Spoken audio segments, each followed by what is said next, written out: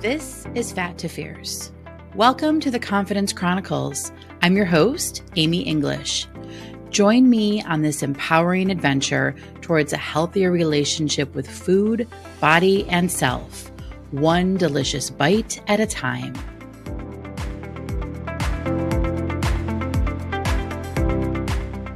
Welcome to episode 20 of the Confidence Chronicles. I hope you're having a great week so far, and I'm really glad you're here. Let's dive in, shall we? Now, who hasn't reached for a bag of chips or maybe a whole tub of ice cream after a rough day? Listen, there's no judgment here. I'm going to share a little story. A few years ago, we had a situation with my daughter. She was 12 at the time, and she was at a youth event where she got hurt. And I remember getting the phone call. We had just moved into our current home, and I was knee-deep in paint. My husband wasn't even home at the time. I think he was at the store, probably Home Depot.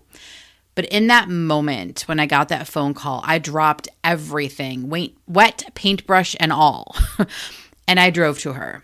And I was able to ride in the ambulance with her as they took us to the hospital.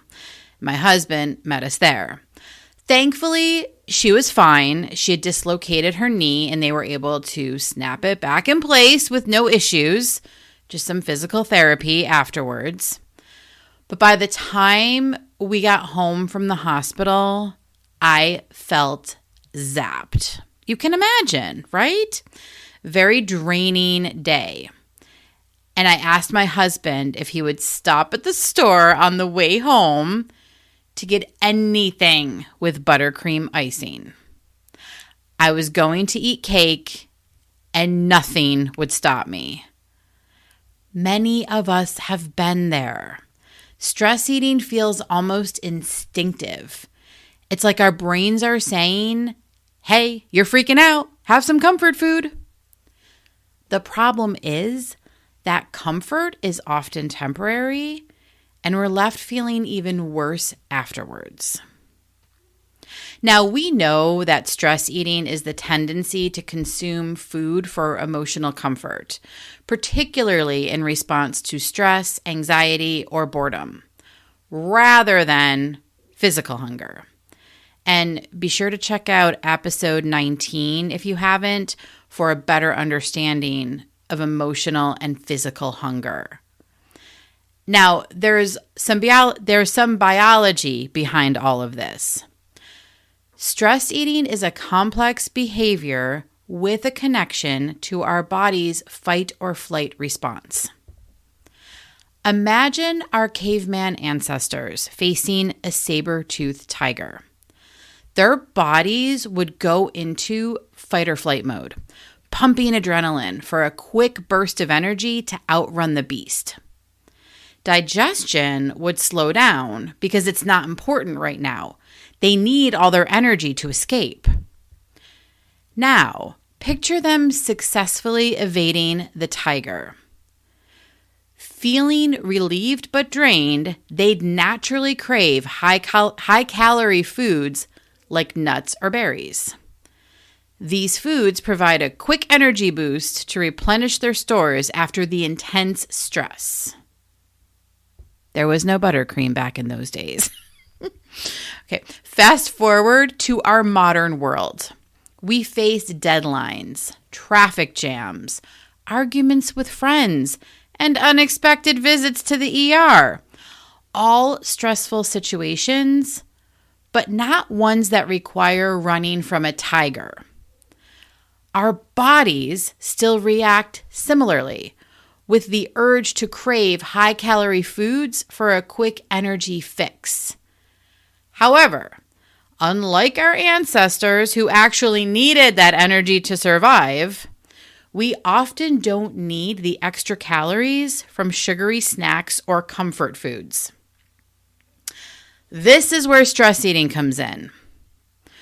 We crave those high-calorie options even though we're not truly hungry, simply because our bodies are reacting to stress in a way that was once essential for survival. Now, stress eating can have a significant negative impact on both our physical and mental health. And before we look at the breakdown, let's keep in mind that most of the time, stress eating involves pleasure food. The foods typically labeled as bad, I'm using finger quotes even though you can't see me, the sugary, fatty foods. I have yet to run into anyone who stress eats power foods regularly. And head over to episode 14 for a recap on food language and understanding more about pleasure and power food. Okay, power food is basically your lean proteins, fruits, and veggies. I don't know anyone who stress eats on that kind of stuff. Okay, most people, myself included, are stress eating the sugary, fatty, or savory snack type things, chips, that kind of stuff, okay? There are consequences to regularly consuming those types of foods as a result of stress eating, okay?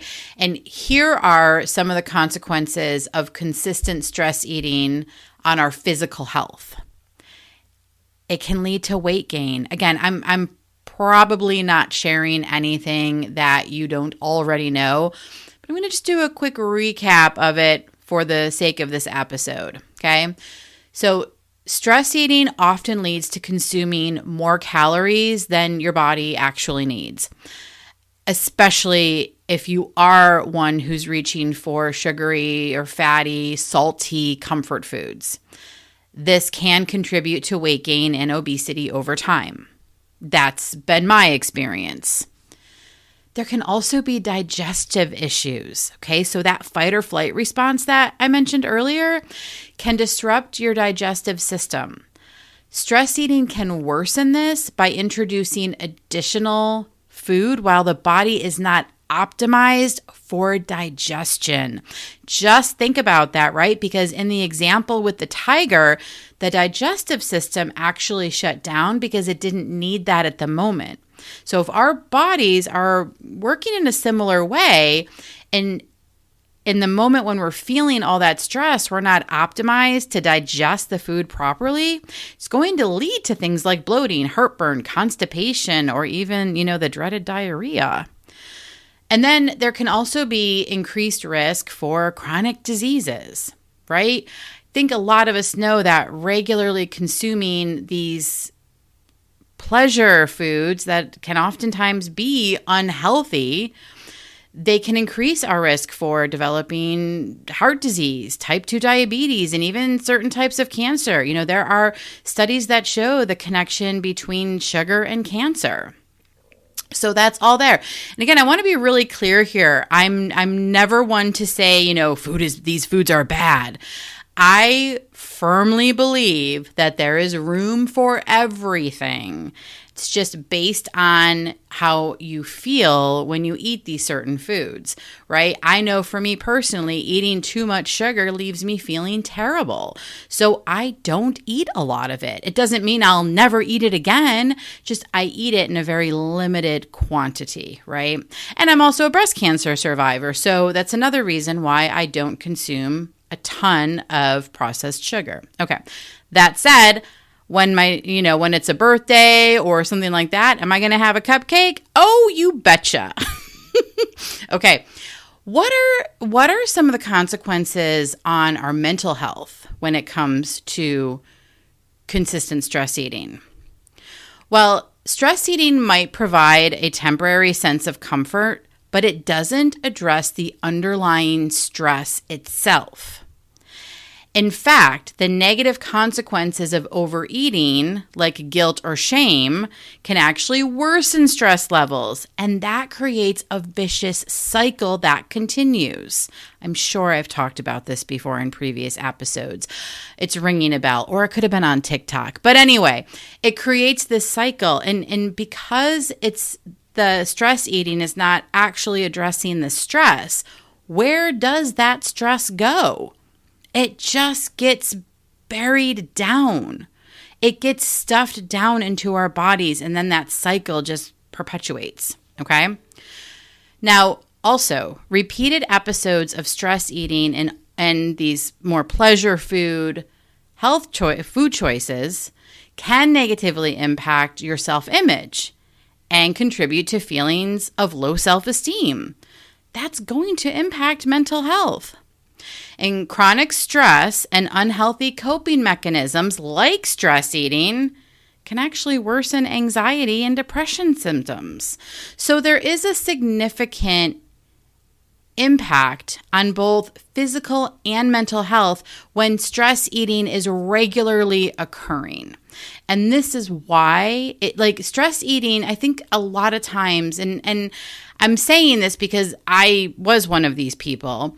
A lot of times we think stress eating is just something we have to live with. It's who we are. It's the way we are. It's in our nature. Or I'm just a stress eater. That's not the case. This is a habit that can be broken. And here's the thing, and it doesn't mean you have to completely alleviate stress from your life, because that's not going to happen either. Stress is a natural human response to challenging or threatening situations. It is our body's way of getting ready to take action. So we're still going to have stressful situations in our lives. It's how we respond to those situations, right? There is a big difference between healthy stress, which motivates us to perform, and chronic stress, which can be detrimental to our well-being. Now, there's also what I refer to as manufactured stress, and it adds a whole other layer onto this, okay? So here's how we can break it down. Stress comes from real threats or challenges, like an upcoming deadline, a big presentation, financial worries. My story from the beginning with my dog, getting the phone call that my daughter had to go to the emergency room, okay? That's stress. That I like to think of as more natural stress, okay? Manufactured stress is a type of stress that can be avoided or significantly reduced. I think of it like extra stress on top of regular stress. And this manufactured stress can often be caused by poor time management, right? Procrastinating on a project until the very last minute, which creates unnecessary pressure. Unrealistic expectations, setting deadlines that are too tight, or aiming for perfection. This can lead to frustration. Let's think about this in terms of weight loss, okay? How often do we think about, if I could lose 10 pounds before this next event, right? That puts in that's manufactured stress that we're putting on ourselves a lot of the times, trying to get that deadline and feel that pressure. Okay, also negative self-talk, dwelling on worst case scenarios and focusing on self-doubt can amplify the stress, can amplify the natural stress. And that's what I mean by manufactured stress. It's just not helpful. And I'll never forget the first time I heard this concept. It was from one of my coaching peers, and she had said to me, I think you're manufacturing more stress. And it was eye-opening, because to be able to see all the ways that I was manufacturing more stress on top of natural stress was mind-blowing. And also very helpful to see how I was contributing to my own stress eating by bringing in all this manufactured stress. Okay. So now that we have all that out of the way about stress, let's focus on alternatives to stress eating, because that's really what we want, right?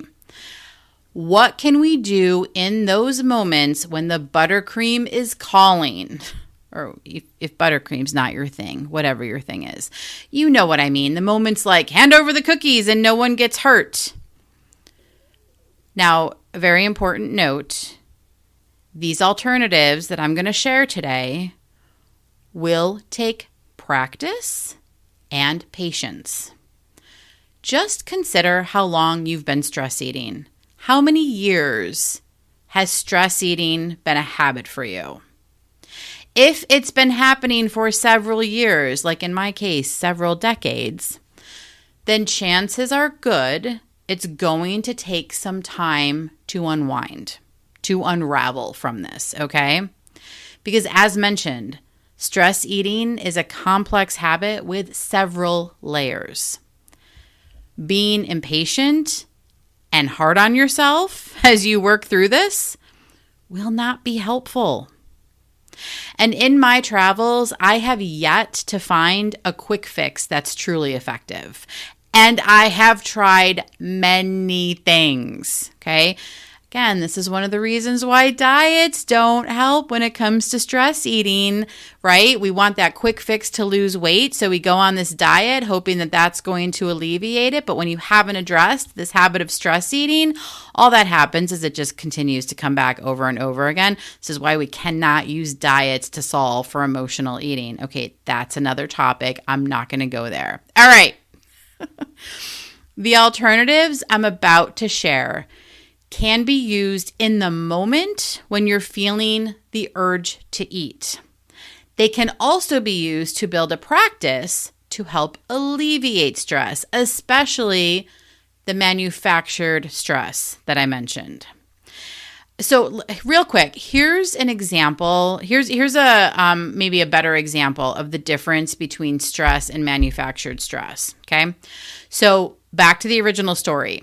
When I received the call that my daughter was hurt, everything up until the moment we returned home, that was stress. It was natural for me to feel stressed in that moment.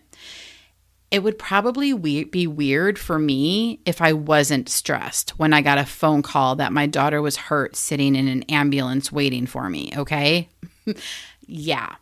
Now, manufactured stress would be me dwelling on the situation, thinking of all the things that could have happened, how much worse it could have been, the what ifs, okay?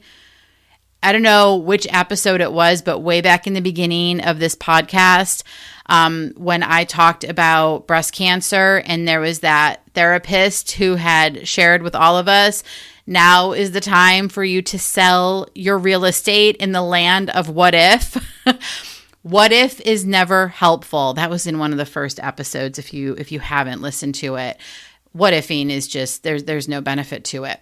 But that, with what ifing, thinking how much worse something could have been, all of that would only add to the natural stress and make things worse. So that's the manufactured stress that I'm talking about.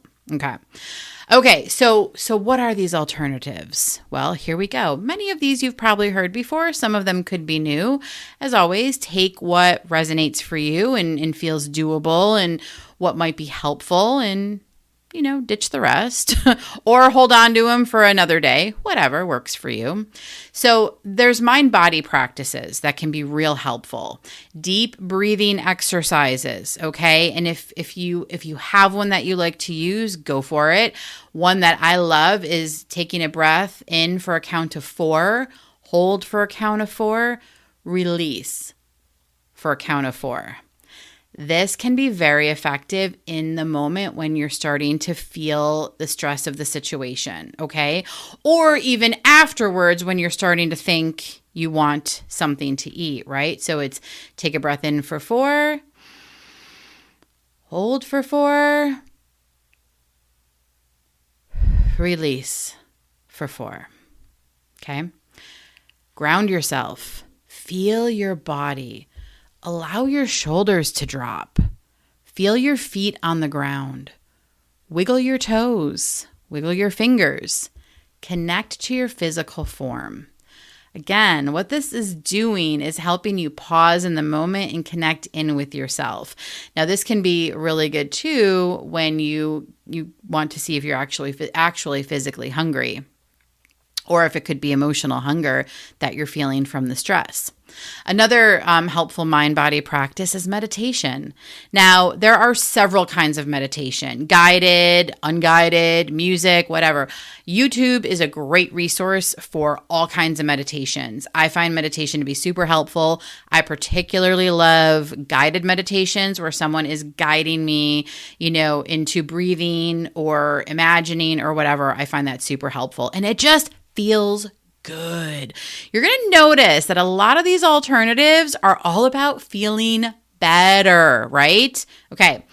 Of course, self-care is going to be part of this, right? So finding things that feel really good. Again, going back to episode 7, I think it is, where we're focusing on more joy, on things that feel better.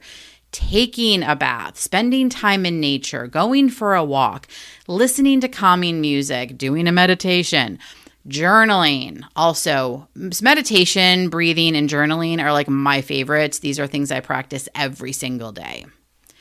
Now, some other alternatives are when it comes to, overcoming stress eating and changing these habits. We're going to talk about healthy snacking, okay? And again, the importance of mindful eating and paying attention to your hunger cues. Again, listen to episode 19 for more on that. Having more power foods available. Those are your fruits, vegetables, nuts, yogurt, lean proteins, eggs, things like that. Focus on food that feels good in your body. Just notice the difference when you eat sugar versus protein. Notice how you feel physically. Let it be an experiment.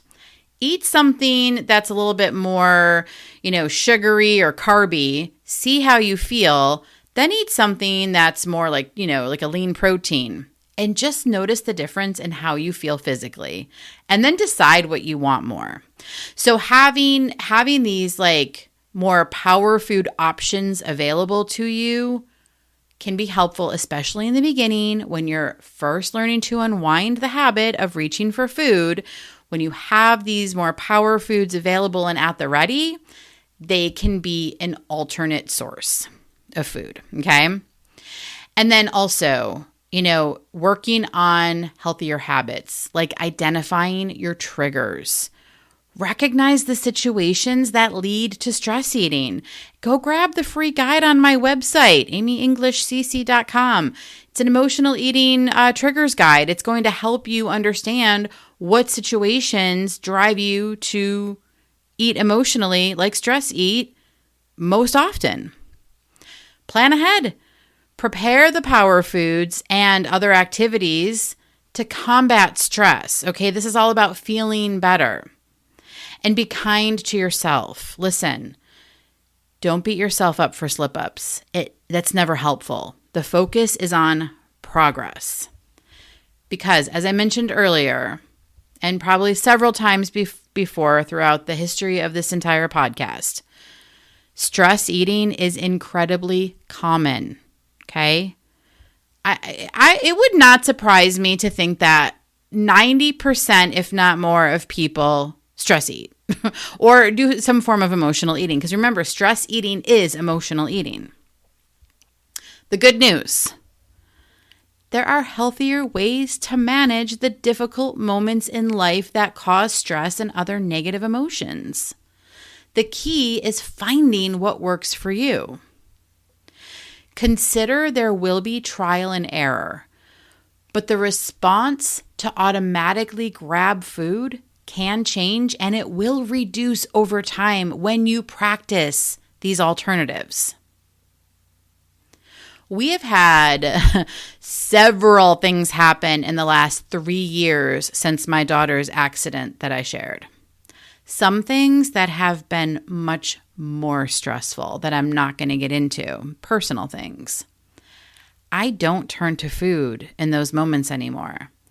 And the reason why is because I practice many of the tools that I have shared on this episode regularly. I consistently do them. And what that has done is helped me feel better instead of constantly being stressed, right?